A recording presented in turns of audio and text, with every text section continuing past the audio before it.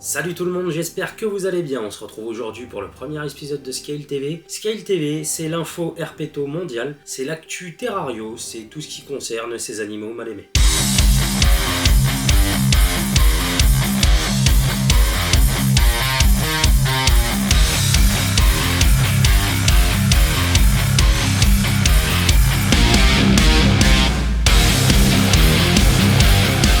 Aujourd'hui, nous verrons un cas concret de préservation et de conservation d'une espèce qui a failli s'éteindre. Nous verrons une femme de 84 ans qui n'a pas hésité à se fighter avec un alligator pour sauver son chien. 2024 réservant de bonnes surprises, cette année 4 espèces de cobras royaux ont été décrites officiellement. Vous pensiez que les serpents étaient des animaux solitaires, eh bien vous allez voir que ce n'est pas forcément vrai. Et ensuite, nous allons aborder deux infos un petit peu insolites. La première, elle est un petit peu cracra, c'est une tortue qui urine par la bouche.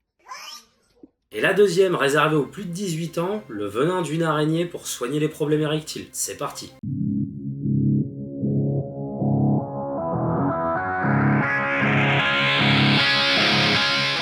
Pour commencer, on va parler du cas d'Alsophis antiguae, qui est un serpent endémique de l'île d'Antigua, qui a failli disparaître dans les années 1990. Alors, l'île d'Antigua a rencontré un gros problème de vermine quand les hommes s'y sont installés, et ils ont eu la mauvaise idée d'y introduire des mangoustes domestiques. Ces mangoustes ont bien fait leur travail, et tellement bien qu'elles ont supprimé toutes les proies de ces serpents, et ont même commencé à s'attaquer aux couvées et aux juvéniles de cette espèce. Et en 1990, il ne restait que 50 individus. C'était très mal barré, on pensait l'espèce condamnée. Du coup, des plans de conservation et de préservation de l'espèce ont été mis en place par des ONG et par des associations. Aujourd'hui, sur cette île, on dénombre 1100 individus. Et les associations et ONG continuent à travailler à la préservation en puçant absolument tous les individus qu'ils croisent pour avoir un suivi de démographie de la population. Et ça prouve que la conservation et la protection des reptiles est un sujet viable et qu'il peut être mené à terme. Très franchement, respect à ces associations et ONG qui font un travail formidable. Si vous voulez retrouver des infos plus complètes, vous pouvez vous rendre sur le site de l'ONU et vous aurez le suivi démographique de cette espèce. Info suivante, en surfant sur les internets, j'ai trouvé un article qui parlait d'une femme de 84 ans qui s'est battue contre un alligator de 2 mètres au Julia Park en Floride pour sauver son chien. Et cette dame a eu droit à son interview sur BBC et CNN. In good spirits because her dog is okay, but doesn't want anyone to go through what she went through. She says that gator was fast and she had to think quick to save herself and her dog. It was like a torpedo. I have never seen anything move that fast in all my life. I didn't have time to think. Del Bopple's evening dog walk Thursday was the scariest she's had. All of a sudden, I had a premonition. I'm telling you, it was like, uh-oh. That gut feeling was a 7-foot gator about to lunge right at her. That alligator took off like 35 miles an hour, and I'm not joking.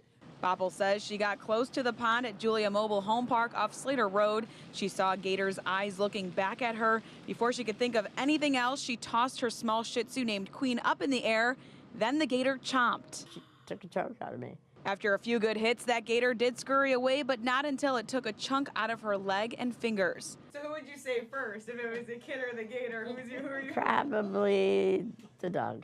Et malheureusement, la Floride rencontre un énorme problème aujourd'hui dû à l'expansion humaine. Les alligators se retrouvent avec des territoires qui sont restreints. Les proies disparaissent à cause de l'homme et des espèces invasives. Je vais vous donner un exemple avec les pitons birmans, des pitons qui viennent d'Asie, qui ont envahi ce milieu suite à un relâchement dû à un ouragan. Donc en fait, il y a un ouragan qui a balayé la région et visiblement des cages contenant des pitons birmans se seraient cassées, les animaux se seraient enfuis. On y croit, on n'y croit pas, ça, on ne connaîtra jamais la vérité. Mais en attendant, l'impact, lui, est énorme. Ces pitons se reproduisent à une vitesse folle, envahissent le territoire des alligators et commencent même à les concurrencer au niveau de la chaîne alimentaire.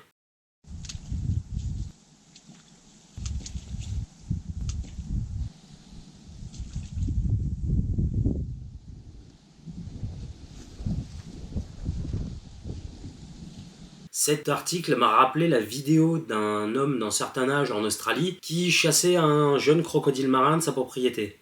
Vous voyez, lui, il n'a pas besoin de fusil. Une poêle à frire, ça lui suffit. On continue avec l'article suivant qui parle de 4 espèces de cobras royaux qui ont été décrites. Alors ça a été publié le 28 octobre 2024 dans à peu près tous les journaux de sciences que l'on peut trouver sur internet. Et cette reclassification corrige une erreur scientifique qui date de 188 ans.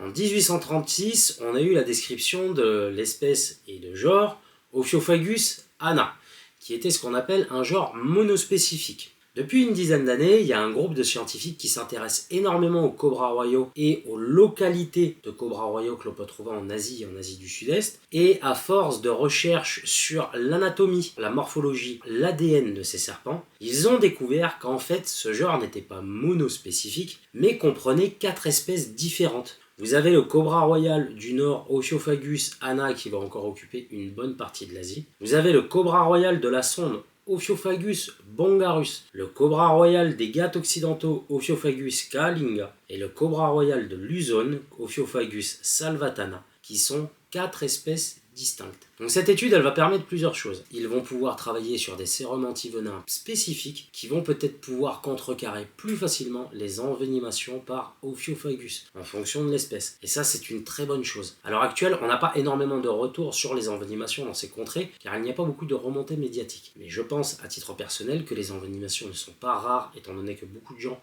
font mumuse avec ces serpents, et peut-être que l'étude justement génomique de ces espèces va pouvoir permettre de développer des sérums antivenins spécifiques qui aideront plus facilement les populations. On passe à l'info suivante. Vous avez déjà sûrement entendu ou lu quelque part que les serpents étaient des animaux solitaires. Eh bien, un employé de la Sonoma County Reptile Rescue en Californie a eu la preuve du contraire. En 2021, cette société a été contactée par une habitante de Santa Rosa car elle avait vu quelques serpents dans son jardin et elle voulait les faire enlever. Donc l'employé s'est mis en quête de trouver ces serpents et quelle ne fut pas sa surprise quand il s'est rendu sous les combles de la maison. Alors si vous ne le savez pas, vous avez beaucoup de maisons américaines où les combles sont accessibles. Et dans ces combles, il est tombé sur un amas de serpents à sonnettes littéralement impressionnant. Après les avoir tous attrapés et sortis, il en a décompté 81.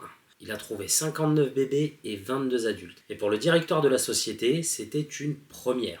Le mec a quand même du cran, il est descendu là-dedans avec une simple lampe, un crochet et un seau, et il a tapé des allers-retours avec des seaux remplis de serpents à sonnettes. Et cet homme reviendra inspecter la maison à plusieurs reprises par la suite, car comme il le dit lui-même, il n'est pas rare que les serpents reviennent dans les endroits où ils se sentaient à l'aise. On passe maintenant à une info un petit peu cracra. Des chercheurs de l'université de Singapour ont découvert qu'une espèce de tortue était capable de sécréter de l'urine par la bouche. Alors, c'est pas un délire scato ou cocasse, c'est juste qu'ils se sont rendus compte qu'une espèce de tortue était capable d'éliminer les urées par la bouche. On parle ici de l'espèce Pelodiscus sinensis qui appartient à la famille des Trionychidae. Plus vulgairement parlant, les Trionyx, les fameuses tortues à carapace molle qu'on peut retrouver en Chine. Ces tortues sont des animaux qui vivent en milieu saumâtre. Donc les eaux saumâtres, c'est un mix entre de l'eau claire et de l'eau salée. Du coup, pour évacuer l'urine, elles sont obligées d'avaler des quantités d'eau salée assez importantes. Le seul problème, c'est que leur organisme n'est pas capable d'éliminer tout le sel contenu dans l'eau. Du coup, elles ont développé une faculté qui leur a permis d'évacuer l'urine différemment. Ces chercheurs sont allés chercher des Trionyx sur les marchés, parce que oui, en Asie, ça se vend encore sur les marchés pour de l'alimentaire, et les ont foutus dans un bassin d'eau pendant 6 jours.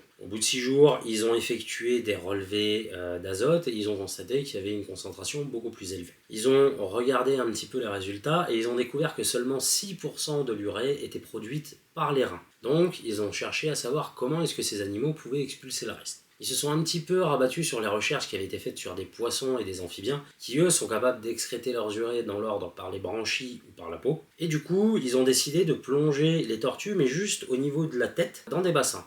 Et en fait, ils ont découvert que le taux d'azote augmentait également. Donc, la première suspicion, ça a été une sécrétion buccale. Ils ont découvert que ces tortues possédaient des protéines dans la bouche et dans la gorge, qui leur permettait de pouvoir excréter ces urées par la bouche, et du coup pouvoir se débarrasser de tout ce qui était toxines contenues dans les urines. Et grâce à ce procédé inhabituel, ces tortues n'ont qu'à se rincer la bouche afin de diluer et de recracher l'urée. D'après les scientifiques, cette capacité à excréter les urées par la bouche plutôt que par les reins pourrait avoir facilité la capacité de Pelodiscus sinensis et d'autres tortues à carapace molle à envahir avec succès les environnements saumâtres et ou marins. Donc là, on a une véritable leçon d'adaptation de par ces animaux. ils ont fait d'un handicap une force qui leur a permis de conquérir beaucoup de milieux. On en vient maintenant à notre dernier article, et il est réservé aux plus de 18 ans, alors les enfants, allez vous coucher. Il y a des biologistes qui se sont penchés sur le venin d'une araignée dont vous avez sûrement déjà entendu parler, la fameuse araignée banane, plus communément appelée Phoneutria nigriventer. Alors le genre des Phoneutria fait partie des genres d'araignées au venin le plus actif sur les primates et est considéré comme dangereux pour l'homme. Par contre, ces biologistes ont constaté un symptôme chez les hommes envenimés assez atypique.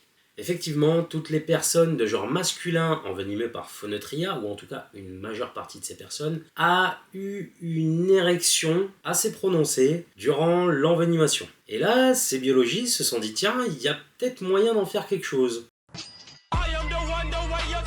Ils se sont mis à étudier le venin et ils ont découvert qu'il y avait une molécule contenue dans ce venin qui déclenchait la production d'oxyde nitrique chez les hommes. Et pour vous la faire courte, cet oxyde nitrique il va provoquer la dilatation des vaisseaux qui vont amener à un priapisme, donc à une érection. Et du coup, ils ont isolé cette molécule et ils ont décidé d'en faire un gel qui est en attente de validation par la commission de santé et par la commission de production des médicaments, mais ils vont clairement pouvoir concurrencer le Viagra à base de venin de Phoneutria. Mais il y a une autre chose qui est beaucoup plus importante, c'est que ce gel va pouvoir aider les personnes qui ont eu un cancer de la prostate et qui ont vu leur prostate être enlevée pour traiter le cancer. Parce qu'effectivement, vous avez beaucoup de personnes qui refusent encore de se faire enlever la prostate parce que ça va engendrer des problèmes de l'érection. Et grâce à ce gel, en fait, on résoudrait le problème et il y aurait beaucoup moins d'hommes qui refuseraient de se faire enlever justement la prostate et qui s'en retrouveraient avec la vie sauve. Voilà les amis, c'est la fin de ce premier épisode de Scale TV, je vais vous en sortir d'autres, ne vous inquiétez pas, parce que je trouve ce format super intéressant, super rigolo et on en apprend un petit peu plus sur le monde de l'herpéto. Alors, je vais pas me centrer que sur l'herpéto, je vais aussi parler d'autres animaux qui me passionnent, mais j'espère que ça vous aura plu, et si c'est le cas, n'hésitez pas à partager, liker et vous abonner. Ne vous inquiétez pas, il y aura des épisodes qui seront dédiés à des descriptions d'espèces et de genres. Il y en a d'autres qui vont être dédiés à des interviews, d'autres à des visites de parcs, de centres, voir si j'ai l'occasion de capacitaires qui ont des animaux qu'on ne voit pas tous les jours et pas chez tout le monde. Mais voilà, j'espère que ça vous aura plu, je vous dis à très vite, et en attendant, portez-vous bien. Ciao!